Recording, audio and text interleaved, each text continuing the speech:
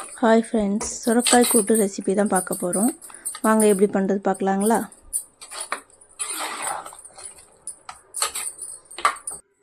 அதுக்கு தேவையான பொருள் பார்த்துக்கலாம். இப்போது ஒரு கிளாஸ் சிறுபருப்பு எடுத்துக்கலாம். சிறுபருப்புக்கு அப்புறம்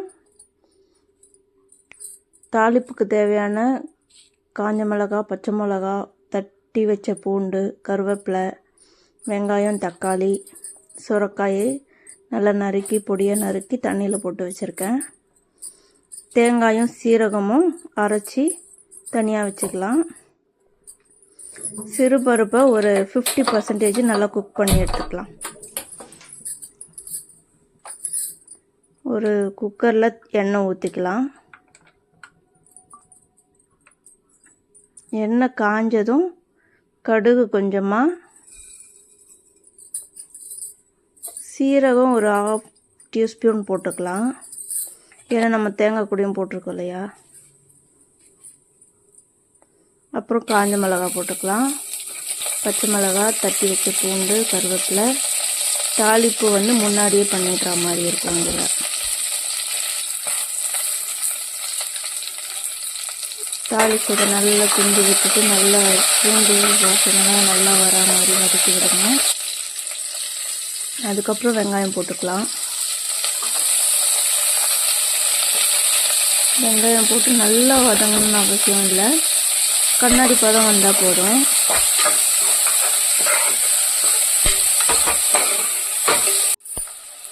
இந்த அளவுக்கு வந்தாலே போதும்.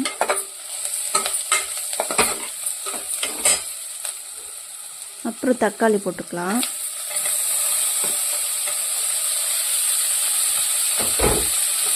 தக்காளி போட்டு தக்காளி லைட்டாக மசிகிற அளவுக்கு வதக்கினாலே போதும். லைட்டாக உப்பு போட்டுக்கலாம்.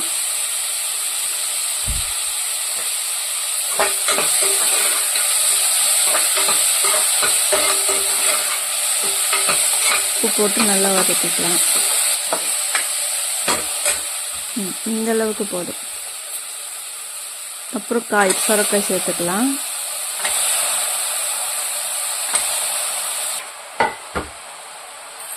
சுரக்காய் சேர்த்ததுக்கப்புறம் உப்பு, மஞ்சத்தூள் இது கூட்டுக்கு தேவையான அளவு போட்டுக்கலாம்.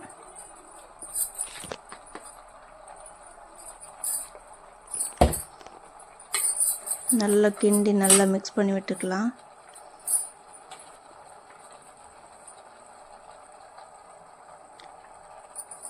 ஒரு டீஸ்பூன் மஞ்சத்தூள் போட்டாலே போதும்.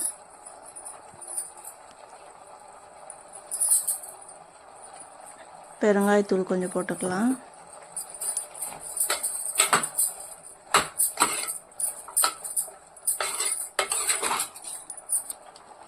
அப்புறம் சக்தியில் சாம்பார் பொடி ஒரு பெரிய ஸ்பூனில் 1 ஸ்பூன் போட்டுக்கலாம்.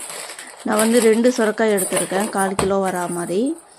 அதுக்கு ஒரு சின்ன கிளாஸ் அளவு சிறுபருப்பு வச்சுருந்தேன் இல்லையா, அதுக்கேற்ற மாதிரி காரம் பச்சை மிளகா, காஞ்ச மிளகா, இந்த சாம்பார் பொடி தான் காரமே. ஸோ அதனால் 1 டீஸ்பூன் போட்டுக்கலாம்.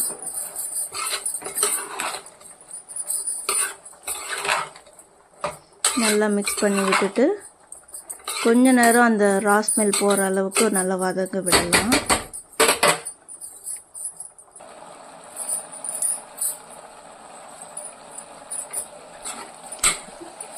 வதங்கினதுக்கப்புறம் தேங்காயும் சீரகமும் அரைச்சி வச்சுருந்தோம் இல்லையா, அந்த மிக்ஸு நம்ம இப்போ சேர்த்துக்கலாம். அது கூட கொஞ்சம் தண்ணி ஊற்றி, கொஞ்சம் அதில் தேங்காயில் இருக்கிற தண்ணியே போதும், அந்த தண்ணி சேர்த்து ஊற்றிக்கலாம். எக்ஸ்ட்ரா தண்ணி எதுவுமே ஊற்ற வேண்டாம். ஏன்னா சுரக்காவே ஒரு தண்ணிக்காய் தான், அதுலேயே தண்ணி வரும் நமக்கு. சிறுபருப்பு 50% குக் பண்ணோம் இல்லையா, அது இப்போ சேர்த்துக்கலாம். அதையும் சேர்த்துட்டு நல்லா மிக்ஸ் பண்ணி விடுங்க.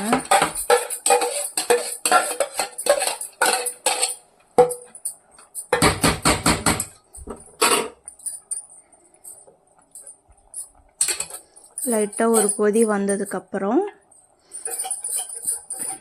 கொத்தமல்லி சேர்த்துக்கலாம். வாசனைக்காக அந்த ஃப்ளேவர் நல்லா எடுத்து கொடுக்கும்.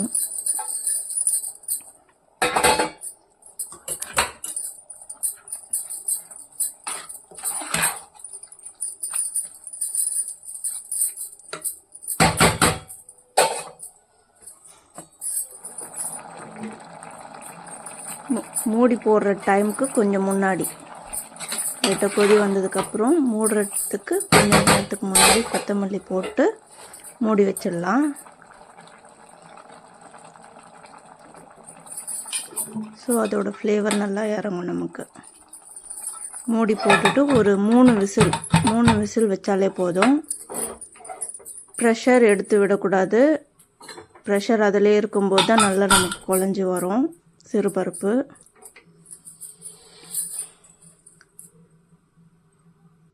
மூணு விசில் வந்ததுக்கப்புறம் ஓப்பன் பண்ணி பார்த்தா சூப்பரான அல்டிமேட்டான சுரைக்காய் கூட்டு ரெடி ஆகிடும். செஞ்சு பார்த்துட்டு சொல்லுங்கள் ஃப்ரெண்ட்ஸ் எப்படி இருந்துச்சுன்ட்டு. வீடியோ பிடிச்சிருந்தால் லைக் பண்ணுங்கள், ஷேர் பண்ணுங்கள், சப்ஸ்கிரைப் பண்ணுங்கள்.